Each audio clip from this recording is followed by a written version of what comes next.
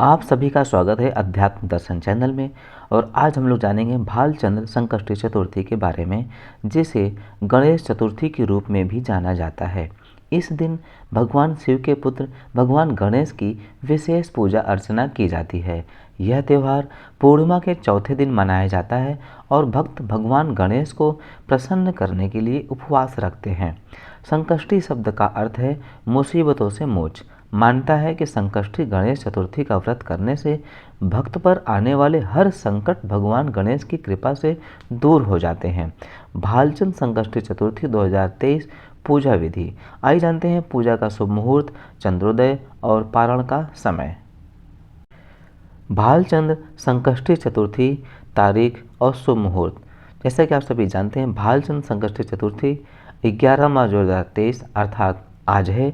चतुर्थी तिथि प्रारंभ होगी 10 मार्च 2023 को रात्रि 9:42 से और चतुर्थी तिथि समाप्त होगी 11 मार्च 2023 को रात 10:05 में। इस दिन चंद्रोदय रात 10:30 पर होगा। भालचंद्र संकष्टी चतुर्थी 2023 शनिवार 11 मार्च अर्थात आज है। भालचंद्र संकष्टी चतुर्थी के दिन भगवान गणेश की पूजा की जाती है। भगवान गणेश को दुख हर्ता भी कहा जाता है, जिसका अर्थ है मुसीबत को दूर करने वाला।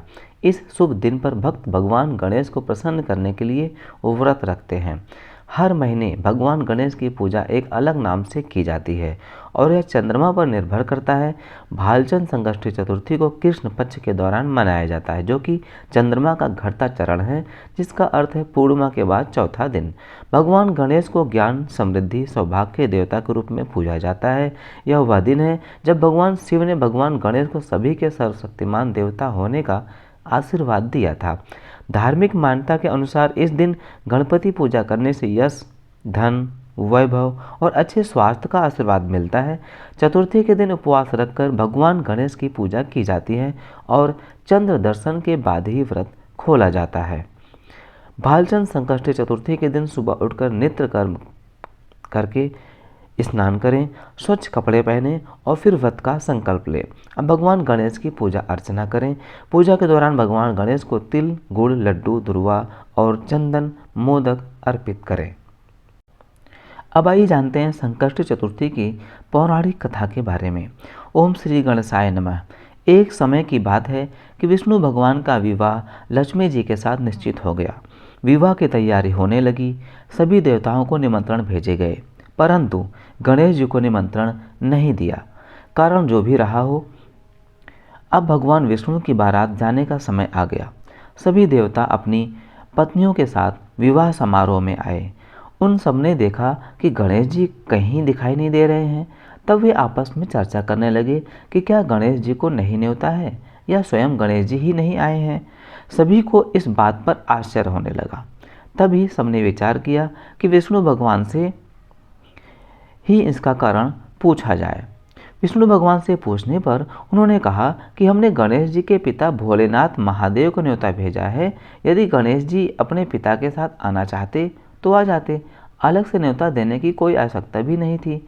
दूसरी बात यह कि उनको 1.25 मन मूंग, 1.25 मन चावल, 1.25 मन घी और 1.25 मन लड्डू का भोजन दिन भर में चाहिए। यदि गणेश जी नहीं आएंगे तो कोई बात नहीं, दूसरे के घर जाकर इतना सारा खाना पीना अच्छा भी नहीं लगता। इतनी वार्ता कर ही रहे थे कि किसी एक ने सुझाव दिया, यदि गणेश जी आ भी जाएं तो उनको द्वारपाल बनाकर बैठा देंगे कि आप घर की याद रखना।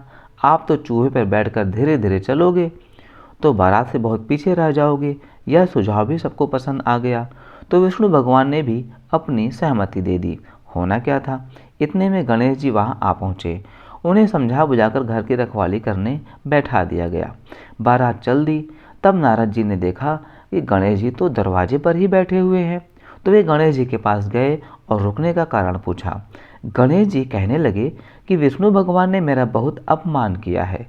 नारद जी ने कहा कि आप अपने मूषक सेना को आगे भेज दे तो वह रास्ता खोद देगी, जिससे उनको वाहन धरती में फंस जाएंगे। तब आपको सम्मानपूर्वक बुलाना पड़ेगा। अब तो गणेश जी ने अपने मूषक सेना जल्दी से आगे भेज दी और सेना ने जमीन पोली कर दी। जब बारात वहाँ से निकली तो रथों के पहिए धरती में धंस गए। लाख कोशिश करें परंतु पहिए धरती में धंस गए, निकले ही ना। सभी ने अपने अपने उपाय किए परंतु पहिए तो नहीं निकले बल्कि जगह जगह से टूट गए। किसी की समझ में नहीं आ रहा था कि अब क्या किया जाए। तब तो नारद जी ने कहा, आप लोगों ने गणेश जी का अपमान करके अच्छा नहीं किया। यदि उन्हें मना कर लाया जाए तो आपका कार्य सिद्ध हो सकता है और यह संकट टल सकता है। शंकर भगवान ने अपने दूत नंदी को भेजा और वे गणेश जी को लेकर आए। गणेश जी का आदर सम्मान के साथ पूजन किया। तब कहीं रथ के पहिए निकले। अब रथ के पहिए निकल तो गए परंतु वे टूट फूट गए, तो उन्हें सुधारे कौन। पास के खेत में खाती काम कर रहा था, उसे बुलाया गया। खाती अपना कार्य करने के पहले ओम श्री गणेशाय नमः कहकर गणेश जी की वंदना मन ही मन करने लगा। देखते ही देखते खाती ने सभी पहियों को ठीक कर दिया। तब खाती कहने लगा कि देवताओं, आपने सर्वप्रथम गणेश जी को नहीं मनाया होगा और न ही उनकी पूजन की होगी, इसीलिए तो आपके साथ ये संकट आया। हम तो मूर्ख अज्ञानी हैं, फिर भी पहले गणेश जी को पूजते हैं, उनका ध्यान करते हैं। आप लोग तो देवतागण हैं, फिर भी आप गणेश जी को कैसे भूल गए। अब आप लोग भगवान श्री गणेश जी की जय बोल कर जाएं तो आपके सब काम बन जाएंगे और कोई संकट भी नहीं आएगा। ऐसा कहते हुए बारात वहाँ से चल दी और विष्णु भगवान का लक्ष्मी जी के साथ विवाह संपन्न करा के सभी सकुशल घर लौट आए। हे गणेश जी महाराज, आपने विष्णु को जैसो कारस सारियो ऐसो कारस सबको सिद्ध कर जो। बोलो गजानन भगवान की जय। यदि आपको यह व्रत कथा अच्छी लगी हो तो वीडियो को लाइक करें, कमेंट करें और ज़्यादा से ज़्यादा शेयर करें। मिलते हैं ऐसे ही अपडेट के साथ नेक्स्ट वीडियो में। तब तक के लिए ओम श्री गणेशाय नमः।